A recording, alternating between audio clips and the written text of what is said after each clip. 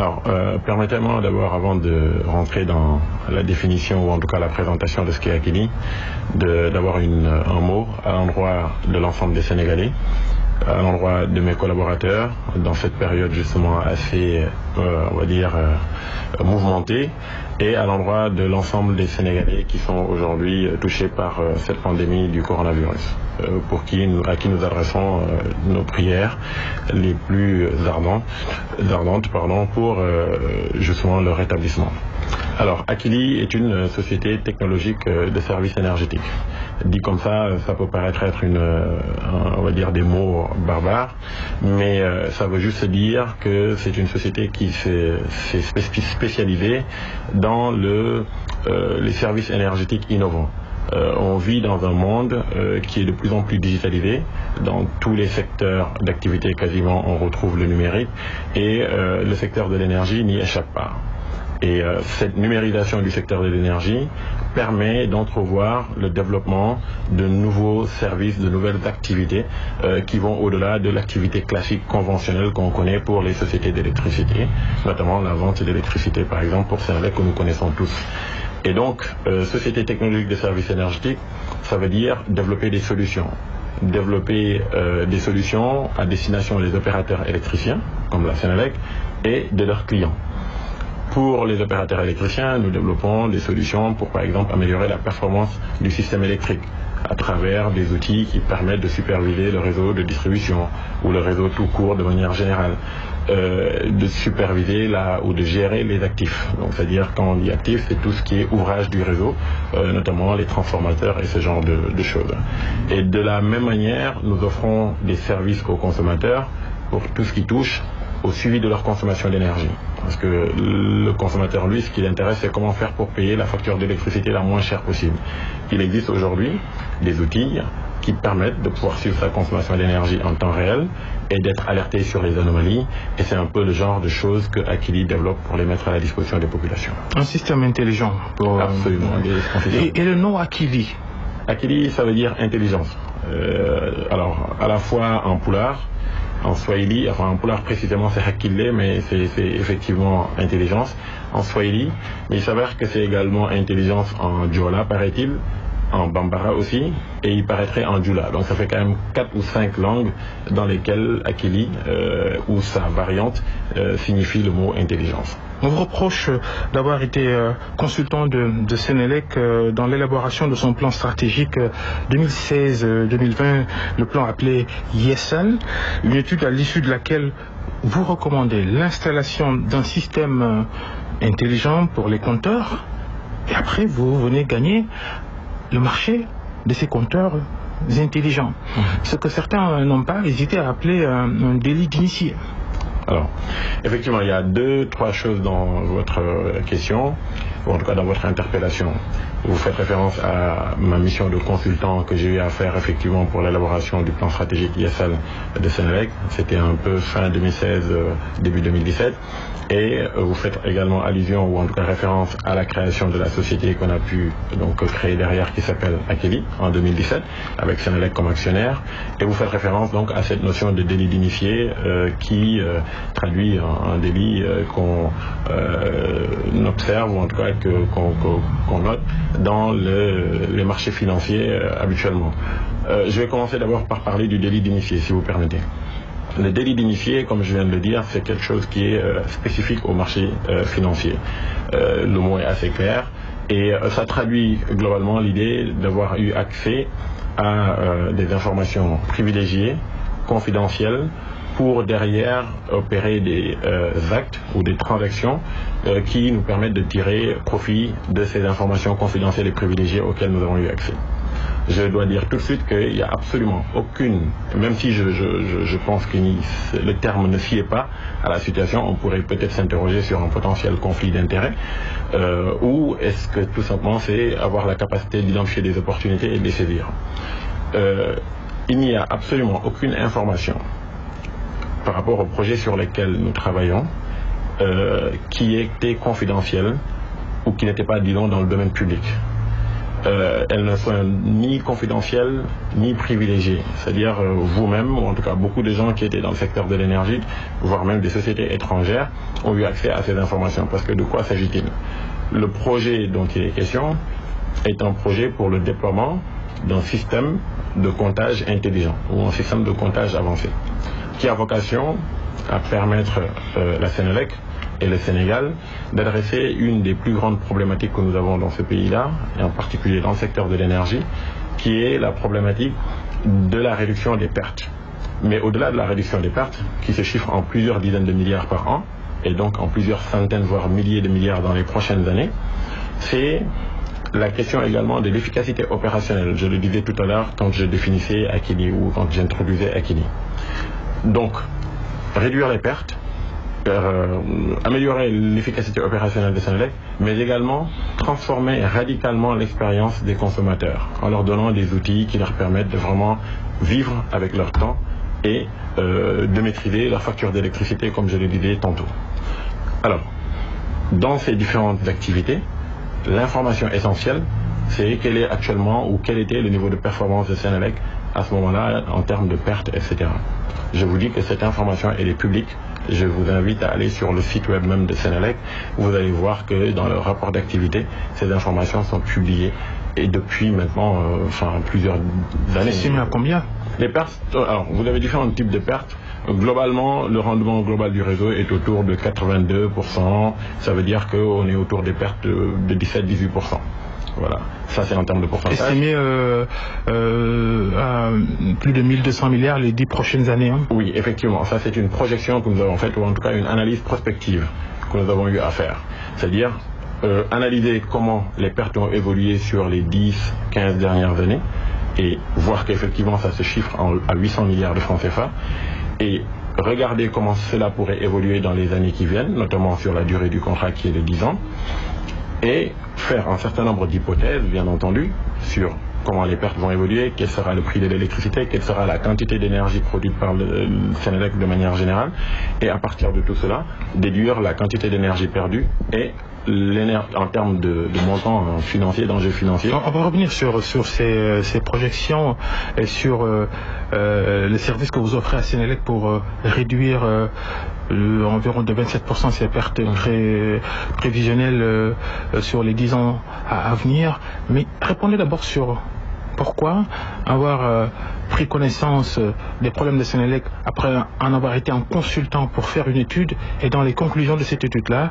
il est recommandé d'installer un système intelligent, et derrière, Akili, dont vous êtes le directeur général, ancien consultant de Sénélec en la matière, vient gagner le marché. Akili a été créé en 2017, effectivement en tant qu'entreprise dans laquelle Sénélec est actionnaire, mais il faut juste rappeler la genèse d'Akili. Akili est avant tout d'abord une solution qu'on a commencé à développer en 2014, à partir de la première société que j'ai créée en 2013 qui s'appelle Ines. Ines était une société technologique également, mais plus spécialisée dans l'ingénierie conseil sur les questions d'efficacité énergétique et d'énergie renouvelable. Voyant les difficultés qu'on avait à développer ces services-là, on s'est orienté vers les services innovants parce qu'on a vu effectivement cette digitalisation qui est arrivée. Et à partir de 2014, on a commencé à développer la solution Akili. Donc on n'a pas attendu d'avoir commencé une mission en 2016-2017 pour penser qu'il fallait créer cette solution-là. C'est pour ça que je vous parlais tout à l'heure de 1. Informations confidentielles privilégiées, elles ne le sont pas. 2. Opportunité ou conflit d'intérêt. Il n'y a ni conflit d'intérêt, ni délit d'initié, il y a plutôt eu capacité à identifier les opportunités et à les saisir. Ce qui est le soubassement de toute entreprise finalement. Toute entreprise qu'on crée, c'est de voir est-ce qu'il y a des problèmes quelque part qu'on peut adresser, ça crée cette demande, et en face on essaie de proposer quelque chose, une offre, pour essayer d'adresser cela. Donc sincèrement, et il faut même permettre de revenir un peu en arrière. Akili, avant d'être une entreprise, a été une solution que nous avons proposée à notre premier client, en vérité, qui était Sonatel. Et ça, c'était en 2015. Encore une fois, bien avant le plan ISL. Et on a eu, dès début 2016, à déployer notre solution Akili, mais avec la société Ines, sur 3 sites de Sonatel pour faire ce que nous faisons, c'est-à-dire superviser des consommations d'énergie en temps réel. Donc, Et l'autre chose qu'il faut préciser également par ailleurs, avant de venir sur la conclusion, c'est que la recommandation d'installer des compteurs intelligents, ce n'était pas la première fois que cela a été fait. Déjà, le plan TACAL, en 2010, recommandait cela. C'est la solution actuelle, moderne pour cela. C'est-à-dire, c'est ce que je vous dis, il n'y a rien de privilégié dans... C'est en février 2019, en pleine période électorale, que le contrat Senelec-Akilee est signé. Un contrat de 287 milliards sur 10 ans, et sans appel d'offres. Donc la question, c'est est-ce qu'on aurait dû faire un appel d'offres? Non, oui. Et pour être très précis. Ce qu'il faut savoir d'abord, c'est effectivement, on n'a pas eu à faire un appel d'offres pour ce marché-là. Mais il faut rappeler juste que l'appel d'offres n'est pas le seul moyen de contracter pour Senelec. Ça, c'est vraiment extrêmement important de le souligner. Et avant de venir à est-ce qu'il fallait faire un appel d'offres, fallait-il pas faire un appel d'offres, je vais en venir sur quelle était la motivation de ce projet-là. On l'a dit tout à l'heure, c'est investir un certain montant, on parle de 187 milliards, pour aller récupérer 500 milliards de francs CFA. Comme j'aime à le dire, essayons d'oublier un peu l'unité de compte. C'est-à-dire, ne parlons pas de milliards, disons juste qu'on va investir 187 francs CFA pour gagner 500 francs CFA sur 10 ans. Il me semble naturel que toute entreprise structurée, ce qui est le cas de Senelec, où il y a des cadres compétents qui sont en train de faire un travail extraordinaire, mais qui sont dans leur métier. Leur métier, c'est la production, le transport, la distribution et la commercialisation de l'électricité, accompagné d'un ensemble de services supports pour pouvoir réaliser cette mission qui leur est dévolue. À côté, il y a ces notions de service, comme je vous le disais tout à l'heure, qui sont en train de se développer. Il y a plein aujourd'hui dans le monde. Le travail que vous faites, le service commercial, c'est le travail du service commercial de Senelec, non? Pas du tout. Vraiment, c'est pas du tout le même travail. Absolument pas le même travail. Mais si vous me permettez, c'est important de faire en sorte que dans ce brouhaha médiatique, que nous déplorons d'ailleurs, parce que sincèrement, il y a eu des contrats beaucoup plus importants qui ont été signés au sein de la Senelec, sans appel d'offres d'ailleurs, sans que cela ne fasse tout ce bruit-là. Mais c'est pas important. Ce qui est important, c'est qu'aujourd'hui, toutes les parties sont animées d'une très bonne volonté pour essayer de trouver un accord qui soit juste clair pour tout le monde et qu'on sache que dans tous les cas, ce qu'on est en train de faire est fait au plus grand bénéfice du Sénégal, des Sénégalais. Donc je reviens sur un contrat de 187 milliards. Vous avez souligné le fait que ça a été signé le 11 février 2019, à la veille ou presque pendant la campagne électorale. Je voudrais juste rappeler que la signature de ce contrat-là, ou la date à laquelle cela a été signé, c'est juste le hasard du calendrier. Avec des éléments factuels, vous pouvez aller à Senelec, vous pouvez vous rapprocher de nous, vous verrez que les négociations sur ce contrat ont duré plus d'1 an et demi. Et que le besoin a été exprimé par Senelec. Il est important de préciser que c'est Senelec elle-même qui a exprimé à travers sa direction de la distribution, sa direction commerciale, le besoin d'être accompagné par Akilee.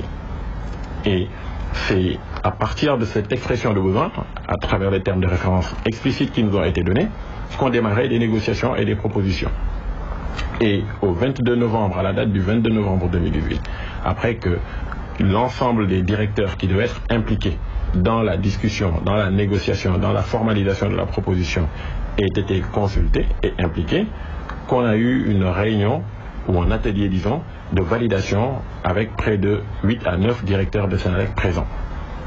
Et on a validé les termes contractuels en novembre 2018. Après, il fallait requérir le consentement ou l'onction du conseil d'administration. Ça me permet d'ailleurs de venir sur un point extrêmement important, qui était la question de l'appel d'offres. Ça fait aussi partie de votre question, qui est de dire pourquoi il n'y a pas eu appel d'offres. Et je vous répondais tout à l'heure que l'appel d'offres est un des moyens pour contracter avec Senelec, mais il y en a d'autres. Et en l'occurrence... Oui, il y a d'autres contrats qui se sont faits à Senelec par entente directe. Oui, l'idée c'est même pas de se comparer aux autres. Parlons d'une autre. Celui-ci, il a été signé entre 2 sociétés commerciales. Il s'agit d'un contrat de droit privé signé entre Senelec, société anonyme, il faut le rappeler, certes à participation publique majoritaire, mais société anonyme quand même, régie par l'acte uniforme de l'OHADA, Et les statuts même de Sénélec ont été modifiés, je pense en 2016, pour justement intégrer cette applicabilité des textes de l'OHADA. Et de l'autre côté, Akilee également, une société anonyme, elle-même également régie par ce même texte. Il se trouve que dans ce texte de l'OHADA, il est permis, lorsque dans une société, un actionnaire, en l'occurrence donc Sénélec, qui est actionnaire de Akilee, détient au moins 10% des parts, ce qui est le cas de Sénélec, qui détient 34% des parts d'Akilee, que ces deux parties puissent signer une convention réglementée. Alors la convention est de la perspective d'Akilee, certes, mais c'est une convention réglementée qui permet aux deux parties de pouvoir contracter. Et c'est ça qui a été le fondement juridique de la signature du contrat. Donc le contrat a été signé de manière régulière sur la base du droit privé, de l'acte uniforme de l'OHADA et donc entre deux sociétés commerciales. Il s'agit donc d'un contrat de fourniture, je le disais tout à l'heure, d'un système de comptage intelligent qui a vocation à aider le Sénégal, Sénélec, l'ensemble des Sénégalais à optimiser les ressources publiques que nous injectons dans le secteur de l'énergie, parce que cela est possible. Les solutions existent et donc c'est de cela qu'il s'agit. 1 an et demi de négociations, près de 7 directeurs qui ont paraphé ce contrat-là, et le hasard du calendrier qui fait que ça tombe en février, après que le conseil d'administration, à l'unanimité, et je tiens à rappeler, je le dis tout le temps, que M. Papa Mademba Bitèye, qui est le directeur général de Sénélec aujourd'hui, était administrateur de Sénélec. Et à ce titre, il a fait partie des administrateurs et du conseil qui a donné l'autorisation de signer ce contrat-là. Celui qui est pointé, c'est son prédécesseur et qui est devenu son ministre de tutelle, Mohamedou Makhtar Cissé, alors directeur général de Sénélec. A-t-il fait montre de manquement dans la signature de ce contrat avec votre société Akilee? Je viens de vous expliquer une procédure très claire. Vous avez un directeur général qui, pour pouvoir prendre ses décisions, doit s'appuyer, alors sauf si c'est un directeur général qui est enfermé, refermé sur lui-même, mais un directeur général devrait pouvoir s'appuyer sur ses directeurs opérationnels qui s'occupent du métier pour pouvoir avoir un conseil. Et c'est ce qui a été fait. Le directeur général sortant, actuel ministre, n'a pas signé ce contrat sans avoir reçu l'avis éclairé de ces techniciens qui sont des directeurs qui ont tous, ou pour la plupart en tout cas, 30 ans de métier au sein de Sénélec. La plupart des directeurs dont on parle, c'est des gens qui avaient 30 ans passés à Sénélec. Ça, c'est le côté opérationnel. De l'autre côté, vous avez le côté stratégique, ou l'administration, qui est représentée par le conseil d'administration, qui lui-même également a donné son autorisation. En quoi est-ce qu'on peut parler de manquement ici? Vous avez pris une décision de signer quelque chose après d'avoir négocié pendant 1 an et demi, en vous appuyant sur l'avis éclairé de vos directeurs qui ont tous, la plupart en tout cas, plus de 30 ans d'expérience, qui connaissent la maison mieux que quiconque, qui connaissent le secteur de l'énergie mieux que quiconque. Et de l'autre côté, vous avez eu l'autorisation de votre hiérarchie, finalement, pour signer le contrat. Le Premier ministre alors, parce que le poste n'existe plus, le Premier ministre d'alors et le Président de la République étaient-ils au courant? Avaient-ils donné leur aval, une approbation pour signer ce contrat? Permettez-moi de ne pas entrer dans ce domaine parce que là vous êtes en train de parler de l'État. Moi je suis un entrepreneur privé qui a eu à traiter avec une autre société anonyme, de droit privé également, je le rappelle, quand bien même à participation publique majoritaire, et mon interlocuteur c'est le directeur général et l'ensemble des collaborateurs avec lesquels il a eu à me mettre en rapport. Donc je ne peux pas aller au-delà de cela. Mais vous dites, et on le sait, Sénélec qui détient 34% du capital de Akilee et que Akilee gagne un marché de Sénélec. Expliquez-nous ça. Vous êtes en plein dans la raison pour laquelle les conventions réglementées ont été créées. Justement, s'il y avait eu un appel d'offres dans lequel Akilee participerait ou aurait participé avec d'autres, on va dire, postulants, vous voyez bien que là on peut penser qu'on parlait de délit d'initié. En tout cas, à défaut de parler de délit d'initié, de conflit d'intérêts. Vous imaginez un appel d'offres dans lequel, M. Fall, est-ce que vous imaginez cela? Un appel d'offres dans lequel on dit tout le monde peut concourir, y compris ma filiale dans laquelle moi j'ai 34% des parts. Quel est mon intérêt en tant qu'investisseur? C'est que ma filiale gagne. Donc pour éviter que si la filiale gagne, on dise il y avait de toute manière les dés étaient pipés, il y a une relation quasi ombilicale entre les deux, capitalistique, cela ne peut pas être normal, etc. Les actes uniformes ont prévu la possibilité justement de définir une convention réglementée qui encadre les relations dans un domaine précis. Et cette convention existe en ce qui concerne Akili. Et cela me permet d'ailleurs de revenir sur le point de tout à l'heure, où j'expliquais que la convention, c'est l'acte uniforme qui nous a permis de signer cette convention réglementée. La convention réglementée n'est pas un fait inédit à Senelec. Il ne faut pas penser que c'est quelque chose qui a été sorti comme ça de nulle part et qui a été fait, taillé sur mesure pour Akili. Avant Akili, il y a eu Simelec, qui est une société dans laquelle Senelec détenait également 34% des parts, c'est-à-dire le même nombre de parts ou le même niveau de participation que dans Akili, qui était spécialisé dans la construction ou l'assemblage, pour être plus précis, l'assemblage de compteurs électromécaniques, c'est-à-dire les anciens compteurs qu'il y avait sur le marché. Pendant 10 ans, et même un peu au-delà, de 2003 jusqu'à 2013, il y a eu une convention entre les deux sociétés et Simelec avait l'exclusivité de l'approvisionnement des compteurs. Et c'est très bien. Je ne suis pas en train de critiquer cela, j'ai dit que c'est très bien. Vous évoquez Simelec qui a été dirigé par un certain Pape Dieng, qui fut directeur général ensuite de Senelec. Simelec qui fournissait ses compteurs électromécaniques. Vous faites la comparaison pour dire que c'est courant dans les différents contrats que Senelec signe avec des prestataires. Non, ce n'est pas exactement mon propos. On ne peut pas parler d'être courant d'abord parce que Senelec n'est pas dans beaucoup de filiales ou, disons, n'a pas pris de participation dans beaucoup d'entreprises. Il y a Simelec, il y a Excelec, il y a Akili et d'autres. Mais ce qui est le plus important, et comparaison n'est pas raison, ça c'est extrêmement important à préciser. Ce qui est le plus important, c'est juste de dire que Simelec avait une convention réglementée. Et pas que Simelec, j'ai donné l'exemple de Simelec parce qu'ils étaient dans les compteurs. Certes, pas les mêmes types de compteurs, mais quand même dans les compteurs. Et je ne veux pas qu'on réduise Akili, parce que ce n'est absolument pas le cas, en fournisseur de compteurs. Nous ne sommes pas un fournisseur de compteurs. Dans la définition d'Akili, je vous ai parlé d'une société technologique de services énergétiques. C'est-à-dire une société qui est spécialisée dans les services innovants, énergétiques innovants, pour se positionner pour le futur monde, parce que c'est ça qui va arriver dans le secteur, c'est inéluctable. C'est déjà là, très avancé au niveau des pays occidentaux, c'est en balbutiement chez nous, ça va se développer chez nous. Et donc, nous avons là la chance, me semble-t-il, à travers Akili, d'essayer de bâtir un champion national, voire régional. La comparaison que j'essayais juste de faire entre Simelec et Akili, c'est de dire que la convention réglementée qui a permis d'encadrer la signature de ce contrat-là, qui n'est donc pas passé par un appel d'offres, n'est pas quelque chose de spécifique à Akili. Cela a eu à être fait avec Simelec, comme je disais, avec la même exclusivité sur 10 ans. Et en dehors de Simelec, pour dire que ce n'est pas que Simelec, il y a eu d'autres sociétés dans lesquelles Senelec a des participations. J'ai donné l'exemple d'Excelec, avec laquelle également il y a eu des conventions réglementées et avec lesquelles les contrats sont signés dans le cadre de ces conventions réglementées. Permettez-moi, je disais donc tout à l'heure, de revenir à mon propos sur le développement que je voulais faire sur l'importance du secteur de l'énergie et les efforts conséquents qui ont été faits par le président de la République. Je l'ai dit, le secteur de l'énergie est structurant et nous tous, chaque Sénégalais en son âme et conscience peut reconnaître qu'entre 2012 et maintenant, on a eu à faire beaucoup de progrès en termes de qualité de l'énergie, en termes de quantité de l'énergie. Et quand je dis la qualité de l'énergie, c'est notamment par exemple les coupures d'électricité.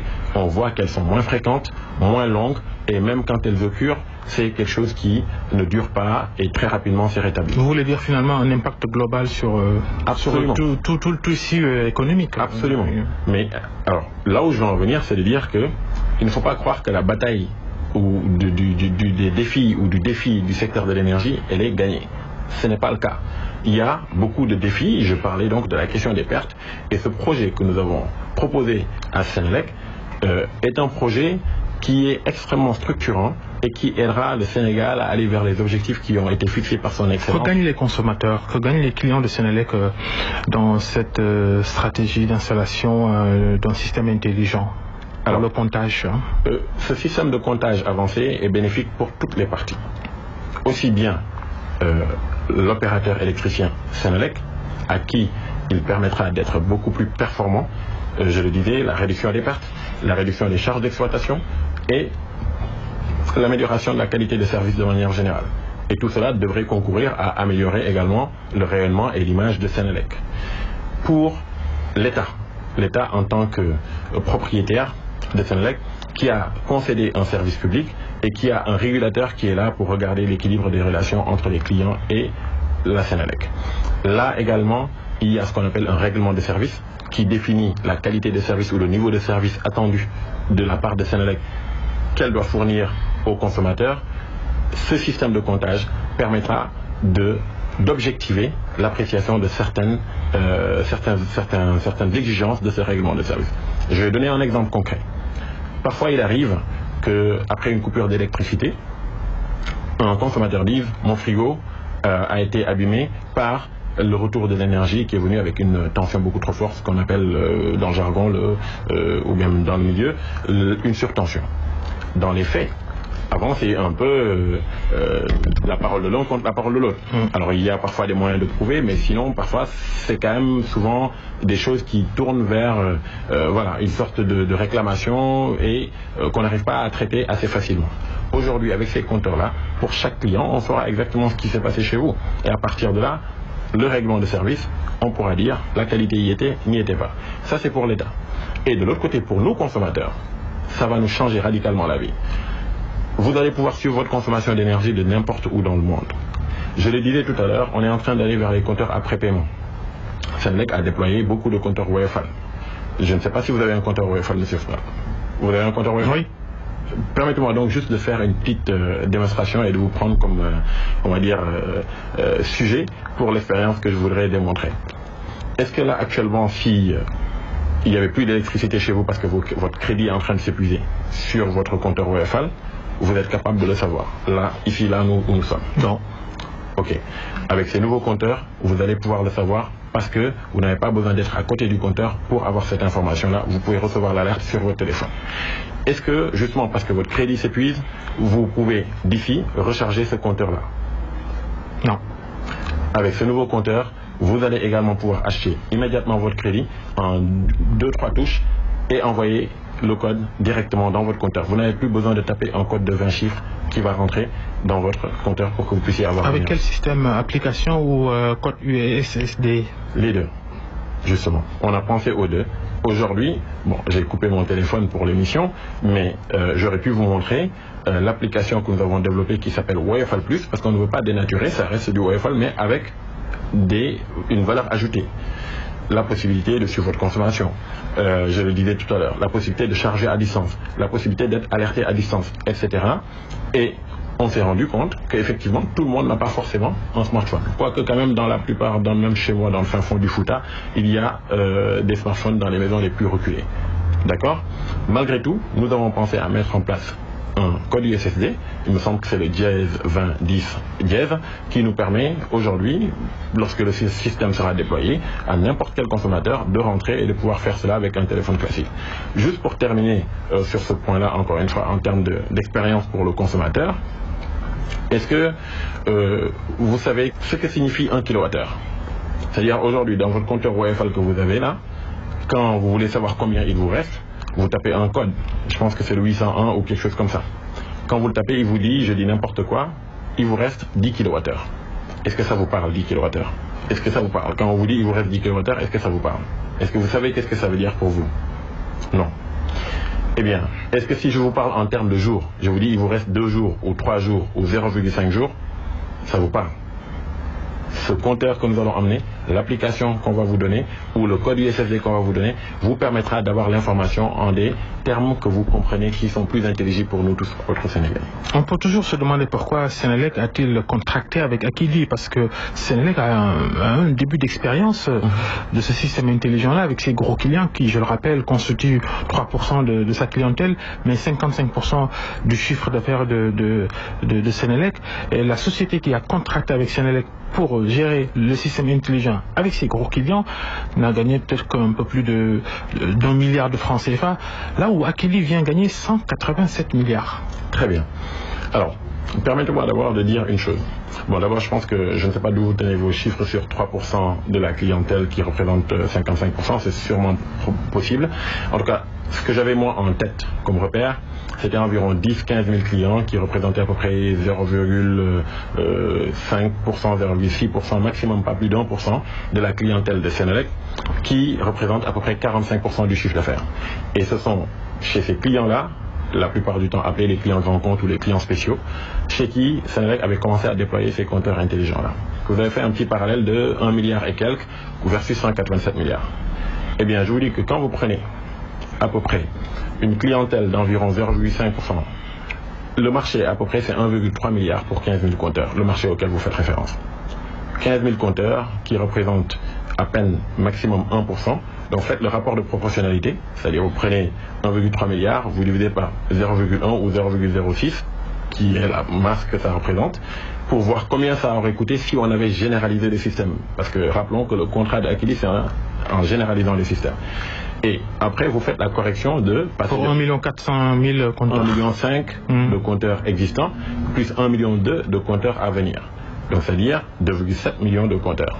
Donc faites le rapport de proportionnalité, puis corrigez de 2,7 millions, et vous allez voir que vous allez atterrir en chiffre autour de 300 milliards de francs CFA. Votre 1,3 milliard pour 15 000 compteurs, mis à l'échelle des 2,7 millions de compteurs, c'est 300 milliards de francs CFA. Donc si vous voulez comparer, vous devriez comparer 187 milliards à 300 milliards. Et ce n'est pas fini. Les 187 milliards dont on parle pour Aquili, ce n'est pas pour acheter des compteurs, encore une fois. C'est pour fournir un système d'exploitation de compteurs intelligents avec tous les services que cela permet de rendre. Tous les services que je viens de vous décrire pour les différentes parties prenantes quand vous me posiez tout à l'heure la question des bénéfices ou des impacts qu'on peut attendre de ces systèmes-là. Et il est fondamental de dire qu'il n'y a pas que les compteurs. Il y a d'autres équipements dedans. Il n'y a pas que les équipements. Il y a des comment on appelle ça, des puces télécom dedans. Donc il y a du service télécom. On payera à Orange, à Free, à Expresso, en tout cas tous ceux avec qui nous aurons contracté, on leur paiera des abonnements téléphoniques comme nous, vous et moi, avons un téléphone pour lequel nous payons comment on appelle ça, du pass data. Ensuite, il y a les installateurs à qui nous allons donner pour qu'ils fassent l'installation des compteurs. Normal, puisque vous allez utiliser peut-être le système GSM, non, pour GPRS. GPRS, oui. Voilà. Donc le GPRS est une technologie de communication qui est plutôt bien présente en termes de couverture du pays, parce que c'est une question aussi de couverture, de coût. Il y a tout un tas de paramètres qui rentrent en jeu. On a pu trouver des accords qui nous permettent d'avoir quelque chose de compétitif et qui fonctionne correctement. On a déjà l'expérience avec Senelec. Ça fait 2 ans, depuis 2018, que nous avons déployé près de 5000 compteurs dans tout le Sénégal actuellement. Et nos systèmes le gèrent. Et ça fait 7 ans ou 6 ans, je vous le disais qu'Aquili, c'est en 2014 qu'on l'a commencé. Que donc Aquili a une expérience en matière de télérelève et télégestion de systèmes de comptage. 6 à 7 ans que nous sommes en train de le faire. Nous sommes expérimentés dans ce domaine-là. Certes, d'autres ont plus d'expérience si on compare à des sociétés étrangères. Mais définitivement, Aquili a cette expérience-là et nous devons consolider cela. Mais parlons-en justement de ces compteurs intelligents. Ces compteurs intelligents sont fournis par des sociétés étrangères, chez lesquelles d'ailleurs Aquili s'approvisionne. Ces compteurs intelligents viennent avec un système, justement, d'exploitation qui est vendu, contrairement à ce qu'on a pu entendre par moment, qui est vendu à Senelec et qui est en fait simplement utilisé par Senelec. Est-ce que vous vous rendez compte de ce dont je parle? C'est-à-dire que Senelec est utilisatrice de ce système. Donc vous me dites en quoi Senelec a besoin d'Aquili. Aquili n'est pas en train de remplacer Senelec. Aquili remplacerait le prestataire chinois dont on parle. Et ça, c'est extrêmement fondamental. Vous me permettez d'adresser ici la question de la souveraineté, de la sécurité, parce qu'on parle de systèmes intelligents qu'on est en train de mettre entre les mains de sociétés étrangères. C'est inimaginable. Il n'y a aucun pays dans le monde où les gens font ça. Ces systèmes sont gérés par des nationaux partout. Le compteur n'est qu'un accessoire. Pourquoi Senelec n'a pas directement acheté la technologie et géré le système elle-même au lieu de signer un contrat avec une société de prestation pour ce système intelligent-là comme vous? Très bien. Ma réponse à cette question elle est très simple. Pour moi, Senelec n'est pas une société de services énergétiques. Je vous ai dit qu'Aquili était une société technologique de services énergétiques. Aquili n'est pas Senelec. Senelec n'est pas Aquili. Les deux sont liés. ombilicalement liés, mais les deux font des métiers différents. Senelec est une société industrielle qui a vocation à développer la capacité de production, à distribuer cette énergie-là aux consommateurs, à la facturer et à assurer la qualité du service de fourniture d'électricité au Sénégal. Et jusqu'à la fin des temps, nous continuerons, à moins qu'on invente une nouvelle technologie qui ferait qu'on n'aura pas besoin d'énergie, nous continuerons à avoir besoin de cette énergie et Senelec aura toujours sa raison d'être. Il y a des esprits brillants à Senelec. La question, ce n'est pas une question de compétence. C'est une question de domaine d'activité et de métier. C'est fondamental. Maintenant, au-delà de cela, et c'est ça la raison pour laquelle la direction générale, dans une vision stratégique, c'est important. Vous parliez de plan stratégique. Le plan stratégique vise à dire où est-ce que vous voulez aller, comment vous voulez y aller, etc. pour atteindre un certain nombre de jalons. In fine, atteindre un certain résultat. Eh bien, Senelec a décidé, dans son plan stratégique, de mettre ce qu'on appelle un axe pour la diversification de ses revenus, qui l'a conduite à investir, prendre des participations dans différentes sociétés, dont Akili, dont Excelec, etc. Et Akili a vocation non pas à se limiter au Sénégal, mais à se déployer dans toute l'Afrique. Est-ce que vous pouvez imaginer, en seul instant, M. Fall, que Senelec aille par exemple, disons, au Mali, et aille voir sa société sœur, qui s'appelle Électricité du Mali, pour lui dire, nous avons développé des logiciels, nous avons développé des services, etc., nous venons vous vendre ça. Est-ce que pour des questions de souveraineté, des questions de fierté et d'amour propre pour EDF, ils ne vont pas se dire, mais si eux-mêmes sont capables de faire ça, alors que c'était des vendeurs d'électricité comme nous, pourquoi nous ne ferions pas la même chose? C'est ça qu'il faut voir. Akili est un véhicule d'intégration.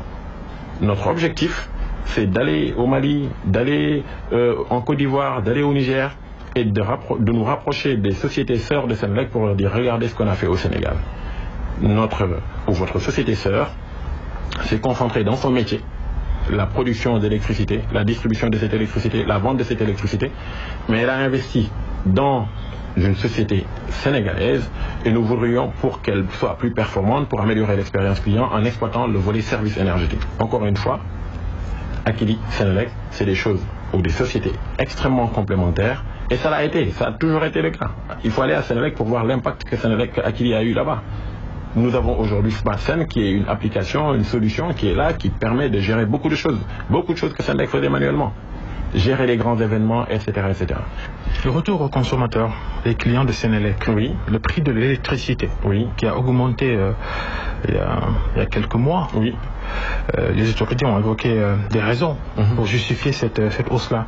Est-ce que le coût de vos prestations, le contrat que vous avez signé avec Senelec, ne pèse pas un tout petit peu sur la balance de justification de la hausse des prix de l'électricité?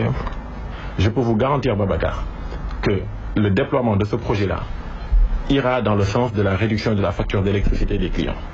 Si on le fait sérieusement, je vous garantis que la réduction des pertes fera que les revenus de Senelec vont s'améliorer et donc naturellement le prix de l'électricité devrait pouvoir être amené à baisser parce que, ou à défaut, même si le prix de l'électricité in fine ne baisse pas immédiatement, là, au moins qu'on aide l'État, qu'on soulage l'État par rapport à la question de la compensation ou de la subvention qui venait justement faire en sorte de ne pas faire subir les hausses au niveau des consommateurs. Et je vous disais tout à l'heure, le fait que vous ayez accès à des solutions, des applications qui vous permettent de suivre votre consommation, de la maîtriser, de recevoir des conseils sur pourquoi est-ce que vous avez tel ou tel gaspillage chez vous, mais ça peut également vous aider à maîtriser votre consommation et à réduire votre facture d'électricité. Donc définitivement, ça n'a aucun impact sur le prix de l'électricité, si ce n'est un impact en tout cas favorable à la baisse. Vous allez acheter les compteurs, les poser, les surveiller en utilisant des personnels de Senelec. Ça, les syndicats l'ont également dénoncé. Vous, Akili, vous allez utiliser des ressources humaines de Senelec pour faire une bonne partie de votre travail.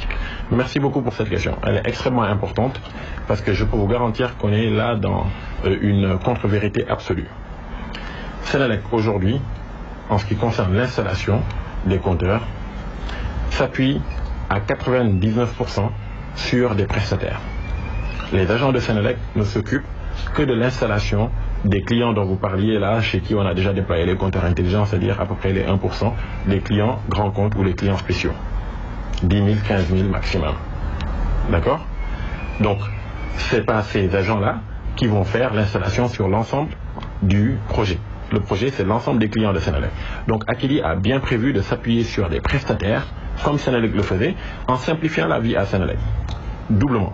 D'abord parce qu'elle devient unique interlocutrice et responsable vis-à-vis de Senelec. Donc si on est défaillant, et c'est ce que dit le contrat, nous pouvons être pénalisés pour cela. Senelec aujourd'hui traite avec une multitude d'acteurs. Ces gens vont continuer à garder leur travail, mais Akili va amener des outils modernes de digitalisation qui permettent de ne plus aller avec du papier sur le terrain. C'est avec un QR code sur le compteur, vous scannez et puis vous avez toutes les informations. Enfin bref, on facilite la vie à tout le monde tout en amenant beaucoup plus de rigueur dans l'installation. Venons-en maintenant à la portion congrue qui s'occupe des clients grands comptes, qui sont effectivement des agents Senelec. Je peux vous garantir que effectivement, il a été envisagé, et c'est ce qui est écrit dans le contrat, de les mettre à la disposition de Akili pour prendre en charge cette activité d'installation. Mais je peux vous garantir que ceci est une requête de Senelec, qui a voulu appliquer, nous disait-elle, la même chose que ce qu'elle a fait à Wärtsilä, avec Wärtsilä, qui est une compagnie finlandaise qui exploite une centrale IFI à Bel Air, la centrale C6 si je ne me trompe pas, en exploitation et maintenance, on appelle ça ONM. Et apparemment, à qui Senelec a fourni le personnel pour faire le travail. Entendez-moi bien, ils ont signé un contrat avec Wärtsilä pour faire un certain travail, mais ils l'auront mis à disposition du personnel des agents de Senelec pour faire ce travail, moyennant un certain nombre de conditions bien définies entre les deux parties. Et c'est eux-mêmes qui ont souhaité qu'on puisse envisager ce même mécanisme. Nous avons été ouverts à cela, dans une logique de partenariat, dans la bonne foi, et aujourd'hui, je trouve que c'est légèrement une déformation de l'information que de dire que le personnel, et c'est le personnel de Senelec qui va venir faire le travail d'Akili. Tout l'argumentaire que vous avez développé dans cette émission-là pour expliquer votre mission et les termes du contrat qui vous lie à Senelec ne semble pas convaincre l'actuel directeur général Pape Mademba Bitèye qui appelle à renégocier, il exige la renégociation des termes de ce contrat-là. Êtes-vous disposé à faire preuve de souplesse pour renégocier ce contrat avec Senelec? Mais forcément. C'est-à-dire, moi je trouve encore une fois extrêmement regrettable que tout ce bruit ait eu à se développer autour de ce contrat-là. Mais bon, comme je dis, nous sommes des croyants et nous considérons que tout ce qui arrive est ce qu'il y a de mieux pour nous. Et donc, peut-être que ça aurait pu se passer autrement, mais ce n'est pas trop tard, ça peut toujours très bien se passer, comme ça l'a été au cours des 3 dernières années. Autrement, vous auriez entendu, c'est pas maintenant que Senelec et Akili ont commencé à travailler ensemble. Vous allez faire des concessions sur le contrat? Non mais, c'est pas en termes de concession. Vous avez dit renégocier. C'est son droit le plus absolu, parce que le contrat prévoit même la possibilité de discuter. C'est normal, un contrat sur une durée de 10 ans, avec un certain nombre de paramètres qui peuvent évoluer, qui ont été pris en compte. J'entends parfois parler, par exemple, de l'évolution technologique. L'annexe 5 du contrat prévoit la notion d'évolution technologique, etc. Donc oui, c'est son droit absolu de vouloir revoir certaines clauses, de nous les expliquer, et de manière à ce que nous puissions nous accorder. Et je pense que nous allons trouver en lui et en ses collaborateurs des partenaires qui vont se rappeler que nous avons été partenaires depuis 3 ans et qui vont également se rappeler du projet initial qui n'est pas un projet de fourniture de compteurs ni d'un projet de fourniture de coffrets, mais un projet d'accompagnement de la Senelec dans le déploiement d'un système de comptage intelligent qui vise à améliorer ses performances pour faire quelque chose d'extraordinaire qui n'a jamais été fait pour le moment, en tout cas à cette échelle-là en Afrique, et se mettre au même niveau que les sociétés occidentales. C'est ce qui se passe partout dans le monde. Donc oui, nous allons trouver des accords, c'est une certitude. En tout cas, Akili est totalement ouverte à cela et nous allons trouver... Je ne veux pas aller plus dans le détail parce que Akili Senelec, c'est comme une famille pour moi. Senelec, disons, avec ses différentes sociétés dans lesquelles elle a des participations, c'est comme une famille. Mais dans une famille, en tout cas, je ne vais pas prendre la vôtre, mais disons, je prends la mienne. Je peux être amené parfois à un peu agacer mon frère, ma soeur, etc. Et que parfois qu'il y ait quelques frottements. Mais comment ça finit? On finit toujours par essayer de se retrouver autour. Est-ce qu'une réunion est prévue pour commencer à renégocier le contrat? Oui, il y a des réunions qui vont venir. Et ces plaintes du syndicat des cadres de Senelec auprès de la RMP et de l'OFNAC qui annoncent des enquêtes, comment réagissez-vous à ça? Je n'ai aucun commentaire à faire là-dessus. On est dans un état de droit avec des institutions qui ont chacune leurs prérogatives, avec des procédures de saisine.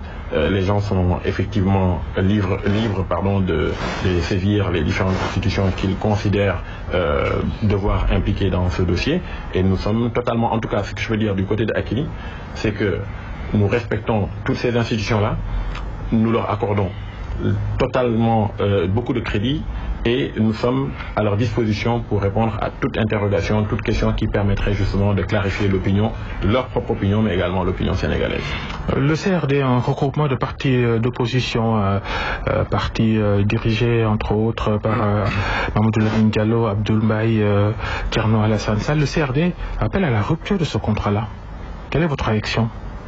Oui, effectivement, j'ai vu ça dans les informations et j'avoue que personnellement j'ai été choqué. J'ai été choqué, mais c'est leur liberté. Je ne suis pas certain. D'abord, je m'interroge sur la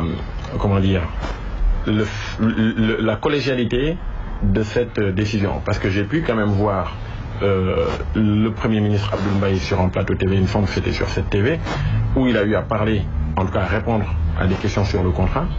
Et ce n'est pas ce que j'ai entendu, que j'ai pu lire.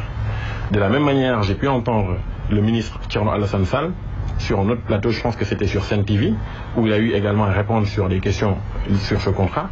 Et ce n'est pas ce que j'ai entendu, que j'ai retrouvé dans le communiqué dont vous parlez. Donc, ce que je considère, c'est que pour des hommes politiques de ce calibre, au regard d'abord de leur pédigré, parce que c'est tous des gens d'exception, et de leur ambition, puisqu'ils aspirent à diriger le pays, il me semble que la moindre des choses aurait été de consulter Akilee. Parce que j'ai pu lire dans le texte que, après avoir entendu Akilee, ou en tout cas les arguments d'Akilee, j'ai pu lire ici que aucune de ces personnalités n'a eu à contacter Akilee pour avoir juste recueillir sa part de vérité. Et il me semble que c'est extrêmement important pour les acteurs politiques de cette trempe, qui ont l'ambition qu'ils ont, de faire preuve de beaucoup de hauteur et de prudence pour pouvoir prendre les bonnes décisions. Permettez-moi juste, s'il vous plaît, M. Fall, de terminer là-dessus. Je veux comparer ça avec l'attitude de son Excellence le président Macky Sall. Vous le dites, ça fait 2 mois maintenant qu'on parle de ce contrat-là. Et plus on avance, plus on médiatise. La preuve, je suis là sur votre plateau. Et je sais que personne ne connaissait Akilee jusqu'à, et pourtant on a existé depuis 3 ans. Personne ne nous a jamais entendu. Parce qu'on était toujours en retrait, dans une logique de prestataire de service au service de Sénélec. Au service des Sénégalais, mais à travers Sénélec. Aujourd'hui, on se retrouve sous le feu des projets, sous les feux de projecteurs. Très bien. On ne veut pas y rester longtemps. On veut juste éclairer l'opinion et continuer. Et là-dessus, je dis que, malgré tout ce bruit qu'on a pu entendre, pour le moment, vous n'avez pas entendu son Excellence le président Macky Sall intervenir sur ce dossier. Pourquoi il n'intervient pas sur le dossier? J'imagine que, justement, il est en train de prendre les informations et de laisser également les gens qui doivent s'occuper de ces questions-là prendre les bonnes décisions, c'est-à-dire la direction générale de Sénélec, le conseil d'administration de Sénélec, etc. Donc vraiment, c'est extrêmement important de saluer l'attitude d'un homme d'État. Un homme d'État prend de la hauteur sans, être prétentieux ici à donner des leçons de comment on devrait être, mais il me semble que des responsables politiques de cette trempe ne devraient pas facilement tenir de tels propos sans avoir consulté. Il nous reste 30 secondes à Madouli. Cette affaire Akilee Sénélec a fait voler en éclats le CIS, le club des investisseurs sénégalais, un club d'hommes d'affaires sénégalais, après la signature d'une motion de soutien de son président Babacar Ngom en votre faveur, ce que d'autres n'ont pas apprécié. Il y a eu des démissions d'ailleurs. Quelle est votre réaction sur la crise au CIS provoquée par l'affaire Akilee Sénélec? Il est fondamental de parler plus de ce que le CIS, en tout cas le communiqué qui était sorti, mettait en avant. La notion de patriotisme économique, la notion de défense du secteur privé national, la notion de défendre des champions et de voir comment est-ce qu'on peut bâtir des champions, particulièrement si ces champions ont une certaine singularité et ont une certaine capacité. Et c'est l'occasion pour moi de remercier le CIS dans sa globalité pour ce communiqué qu'il y avait eu. D'accord ?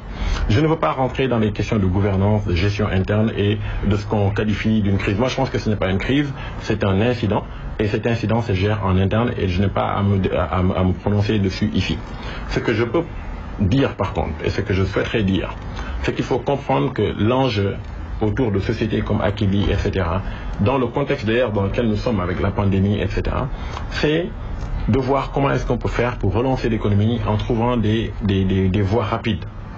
Et une des voies rapides sur lesquelles on devrait miser, c'est définitivement le digital, le numérique, parce que c'est là où on va pouvoir très rapidement développer des sociétés de services qui vont nous permettre de créer de la valeur pour pouvoir peut-être derrière élaborer des stratégies qui nous permettent de remonter la chaîne de valeur ou de nous diversifier pour aller vers l'industrialisation. Enfin, il y a tout un tas de choses, c'est tout un mécanisme.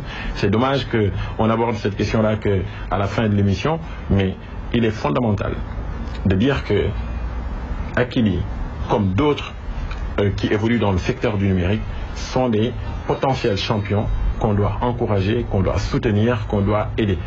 Merci Amadou Ly, directeur général de Akili, qui était notre invité ce dimanche devant le grand jury.